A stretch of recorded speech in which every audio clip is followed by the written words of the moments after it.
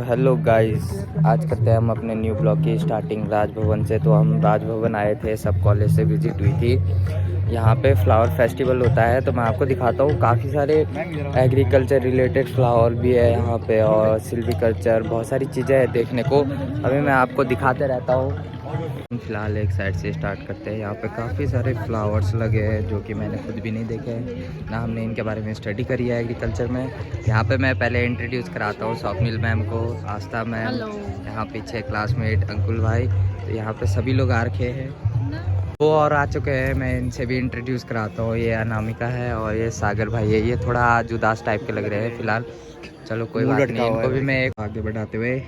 तो ये आप देख सकते हैं, ये कैक्टस की ब्रीड्स है, डिफरेंट कैक्टस है यहाँ पे।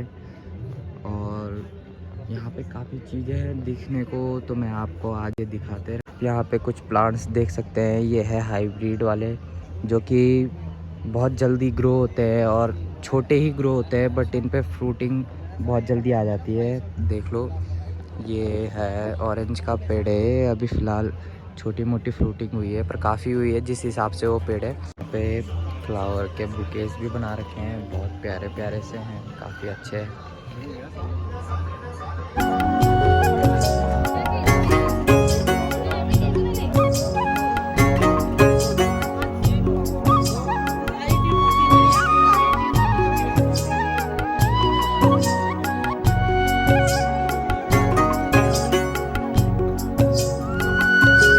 हमने अभी फ़िलहाल फ्लावर्स का पूरा शो देख चुका है। अभी काफ़ी चीज़ें देखने को, बहुत ज़्यादा घूमने को है। फ़िलहाल मैं आपको आगे भी दिखाते रहूँगा। यहाँ पे सिल्वीकल्चर का भी लगा हुआ है, तो मैं आपको सबसे पहले सिल्वीकल्चर से स्टार्ट करता हूँ। यहाँ पे काफ़ी चीज़ें हैं देखने को। फ़िलहाल सिल्वीकल्चर के शॉप पे पहुँच चुके हैं। यहाँ पे इन्होंने शॉप लगाई है सिल्वीकल्चर की। हनी भी रखा हुआ है बेचने के लिए, थोड़ा डिज़ाइन भी किया है फ्लावर के साथ। काफ़ी चीज़ें है रखी हुई है, जैसे कि जार के अंदर मैं आपको दिखाता हूँ। हनी बीज है जो कि यहाँ पे शायद हनी का प्रोडक्शन कर दिया। अभी जो नीचे वाले में है, यहाँ पे आप देख सकते हैं। अभी रेस्ट में है सब। तो आगे काफ़ी चीज़ें हैं देखने को, मैं दिखाता हूँ आगे चलते चलते। यहाँ पे सिल्वीकल्चर का एक दूसरा भी है, मैं आपको वहाँ पे भी लेके चलता हूँ। सिल्वीकल्चर के बारे में भी इंफॉर्मेशन दिलवाते हैं भैया से, हम उनका भी इंटरव्यू लेते हैं, क्योंकि हमें बहुत सारे क्वेश्चन चाहिए। हमें बिजनेस करना है, तो हमें इसके बारे में अच्छे से पता करना पड़ेगा। प्रोडक्शन लेते हैं कि सिल्वीकल्चर में क्या क्या बिजनेस के स्कोप्स है और क्या इसमें होता है, तो बताएंगे भैया। I am Chirag from Madhu crafted and यहाँ पर हम वसंतोत्सव 2025 में अपने स्टॉल पर है। तो यहाँ पर हमने जो हनीज़ डिस्प्ले में लगा रखा है, these are all premium raw honeys. So the difference between raw honey and processed honey is कि एक को हीट करा जाता है एंड एक को हीट नहीं करा जाता है। सो यहाँ पर we have 2 honeys for display. So which one would you prefer? आप कौन सा लेना चाहेंगे? ये वाला लेना चाहेंगे। But that is the misconception in the Indian market. दोनों ही सेम हनीज़ हैं, बट एक को गर्म करा हुआ है और एक को गर्म नहीं करा है। लेकिन जैसे ही हम हनी को 40 डिग्री के ऊपर गर्म करते हैं, यानी कि ये वाला honey, this honey is poison. लेकिन मेजॉरिटी इंडियन मार्केट में यही वाला हनी बेचा जाता है। इसका रीज़न क्या है हीटिंग करने का?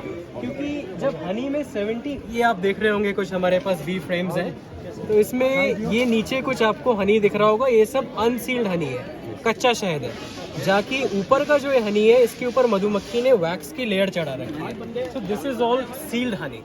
तो हनी में जब 17.5% का वाटर कंटेंट अचीव होता है, उसके बाद मधुमक्खी ये वैक्स की लेयर चढ़ाती है। So this is called the refractometer. So this is what we use to check the water content in any substance. तो जब हनी में 17.5% होता है, तभी हम लोग हनी का एक्सट्रैक्शन परफॉर्म करते हैं। अब अगर हम कच्चा शहद एक्सट्रैक्ट करेंगे, तो कच्चा शहद एक्सट्रैक्ट करने से क्या होता है, उसमें फर्मेंटेशन होती है। तो फर्मेंटेशन प्रिवेंट करने के लिए लोग इसको हीट कर देते हैं। सो दैट्स वाई जितने भी आप हमारे पास हनीज देख रहे हैं, this one is mustard from Rajasthan, this one is eucalyptus from Rajaji national park and this one is लीची फ्रॉम देहरादून। तो सारे के सारे जो हनीज हैं हमारे, these are all crystallized, जम रखे हैं. So honey का जमना, crystallization होना, it's a natural phenomena. Depending upon the different glucose contents in honey crystallize होता है. तो मस्टर्ड में सबसे ज़्यादा ग्लूकोज कंटेंट होता है, इसलिए ये वाला हनी सबसे जल्दी क्रिस्टलाइज होता है. सेकंड नंबर पे फिर यूकलिप्टस आता है, इसमें रिलेटिवली कम ग्लूकोज कंटेंट होता है, तो ये थोड़ा धीरे क्रिस्टलाइज होता है. लेकिन जो इसका जो क्रिस्टल फॉर्मेशन होता है ये हल्का सा दरदरा फॉर्म होता है. और जो सबसे धीरे क्रिस्टलाइज होता है अभी हमारे लाइनअप में वो है लीची का Honey. This has the least glucose content, तो इसका एकदम और भी दरदरा कोर्स क्रिस्टल फॉर्म होता है. तो इस तरीके से हनी एक्सट्रैक्शन हम लोग करते हैं. मधुमक्खी हमें देती ही देती है, बट क्रॉस पॉलिनेशन से जो हमारी फसलों की उपज बढ़ती है वो 4 गुना तक बढ़ जाती है. बाकी हमें मधुमक्खियों से प्रोपोलिस मिलता है, पोलन मिलता है, बी वेनम मिलता है. जो मधुमक्खी का जहर भी है उससे भी बी वेनम थेरेपी कराई जाती है. मधुमक्खी के काटने से जितने भी हमारे जोड़ों के दर्द हैं, रोमेटिक पेन्स हैं, वो ठीक हो जाते हैं. और इसके संसर्ग में रहने से ही, मधुमक्खी के पास रहने से, that itself is a therapy, that itself is a hospital. तो इस तरीके से हम लोग बी कीपिंग करते हैं. So that's. जैसे कि भैया ने हमें बहुत अच्छी इन्फॉर्मेशन दी, जैसे कि मुझे आज तक पता नहीं था कि हनी से एसिड भी बनता है अगर उसको ज़्यादा डिग्री सेल्सियस में रख देते हैं, जैसे कि भैया ने बताया 40 डिग्री सेल्सियस में. तो भैया का हम थैंक यू करते हैं, उन्होंने हमें बहुत ज़्यादा इन्फॉर्मेशन दी उसके हनी वीज़ के बारे में और सिल्वीकल्चर के बिज़नेस के बारे में बहुत सारी इन्फॉर्मेशन दी. तो आगे हम चलते हैं, कुछ और जगह भी देखते हैं. काफ़ी चीज़ें हैं यहाँ पे देखने को और बिज़नेस आइडियाज़ लेने के लिए, एग्रीकल्चर वालों के लिए तो बहुत कुछ है भाई.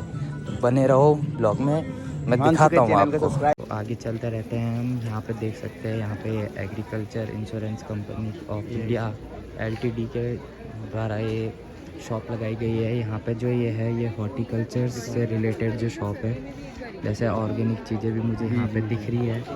सीड्स के ऊपर बाजरा हो गया, मक्की हो गई, नीचे सीड्स हो गए रखे हुए और राइस वगैरह भी दिख रहे हैं.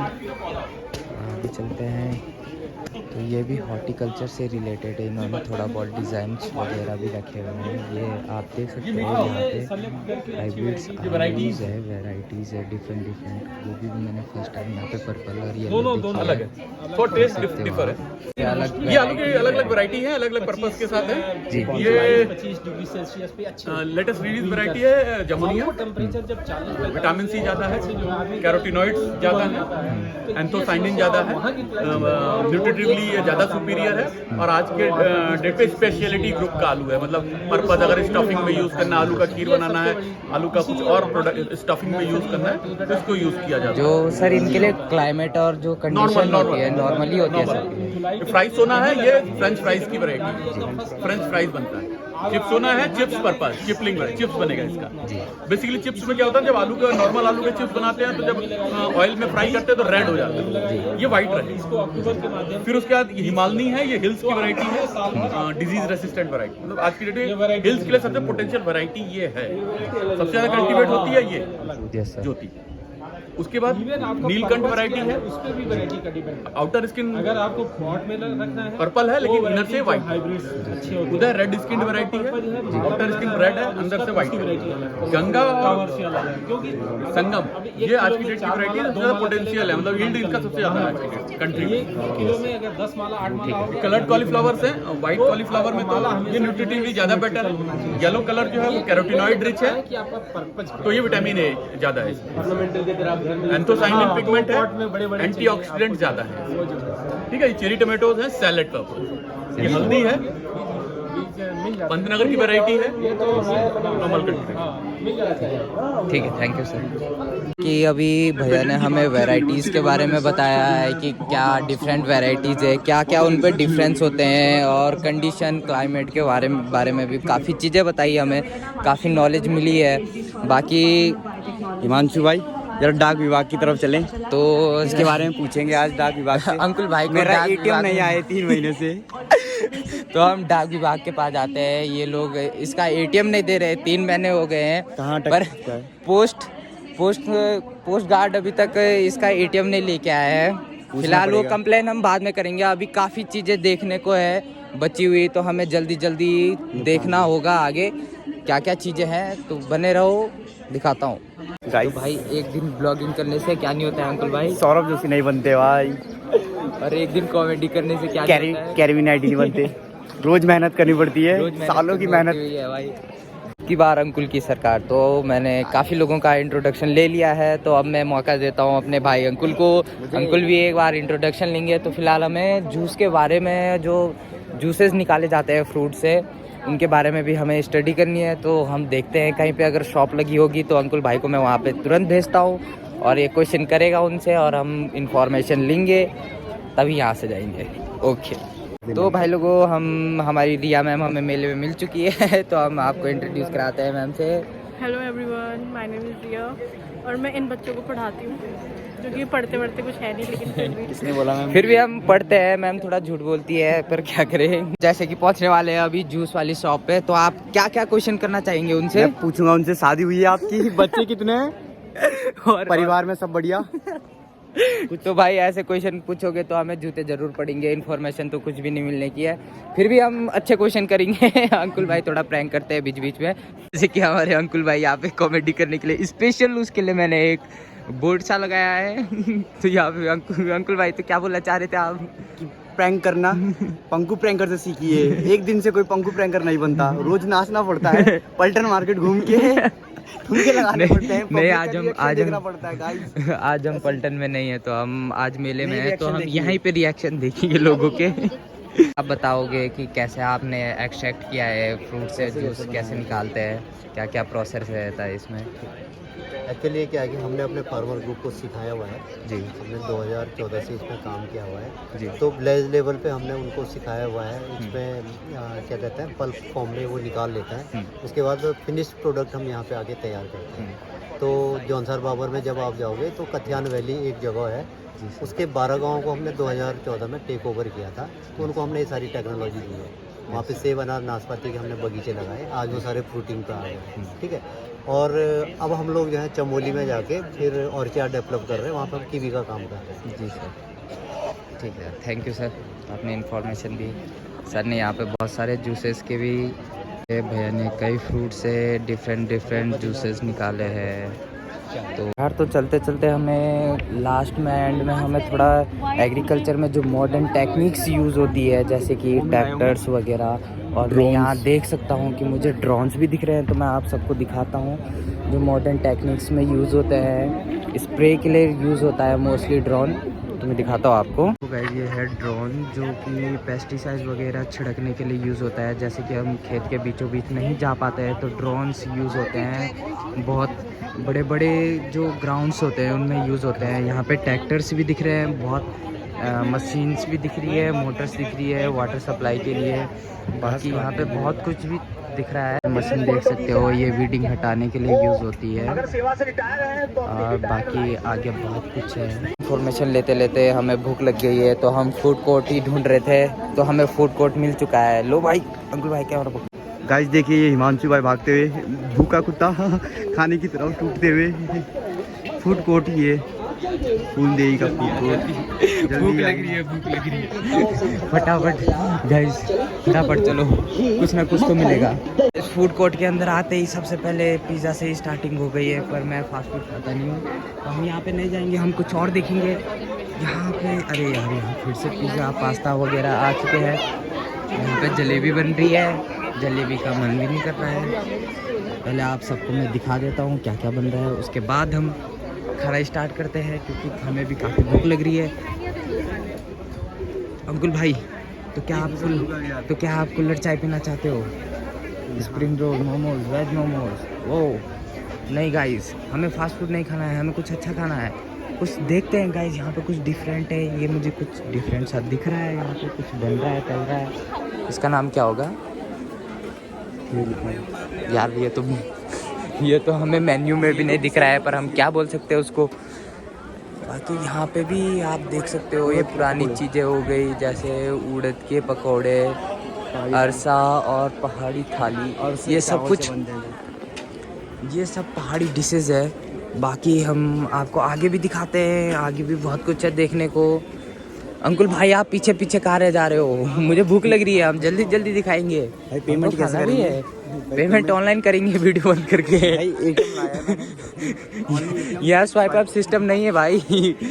हमें वीडियो ऑफ करनी पड़ेगी, इसलिए मैं सब कुछ दिखा के उसके बाद खाएंगे। तो आप देख सकते हो यहाँ पे कोदे जैसे जिसको बोलते हैं मंडवा, मंडवे के ब्रेड्स भी दिख रहे हैं और मोमोज भी बने हुए हैं। मंडवा देख सकते हो आप, यहाँ पे है मंडवा मोमो, पहाड़ी वैसू, पहाड़ी, यहाँ पे सब कुछ मतलब भाई सब कुछ मतलब पहाड़ी पहाड़ी सब कुछ बना हुआ है। बाकी अब भाई लोगों, अब हमें लगी है बहुत ज़्यादा भूख, अब मैं कंट्रोल नहीं कर सकता हूँ। तो मिलते हैं हम आपको खाने के बाद। उत्तराखंड का कल्चर यहाँ पे सो रहा है मेले में।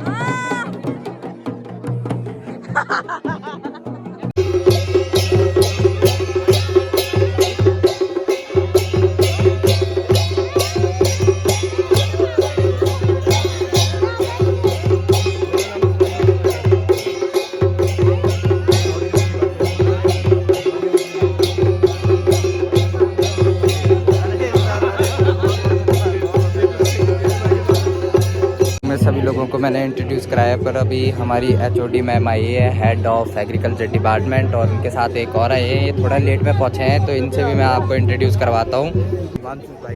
तो मैम आप लेट क्यों हुए? मैम इतनी लेट में क्यों आए? एक्चुअली जैसे ही मैं कॉलेज से निकली तो मेरी जो फुटवेयर थी वो टूट गई, और फिर आज मैंने एक्सपीरियंस किया है कि साड़ी में विदाउट स्लीपर्स नहीं, एक पहनी थी, और मैंने स्कूटी चला के यहाँ तक पहुँची हूँ अपने बच्चों के पास। Thank you. तालियां। तो मैम बहुत ही प्रॉब्लम्स को सॉल्व करते करते, फेस करते करते यहाँ तक पहुँचे हैं। तो आज का ब्लॉग होता है हमारा यहीं ख़त्म। हमने आज काफ़ी इन्फॉर्मेशन ली, एग्रीकल्चर वालों के लिए बहुत बेनिफिशियल हो सकती है ये वीडियो। तो सब लोग लाइक, सब्सक्राइब और कमेंट ज़रूर करना भाई आपको कैसी लगी ये वीडियो। टाटा गाइस। अगर आपका सपोर्ट रहेगा तो नेक्स्ट ब्लॉग तुरंत ही आएगा, वरना तो नहीं आएगा। Okay bye.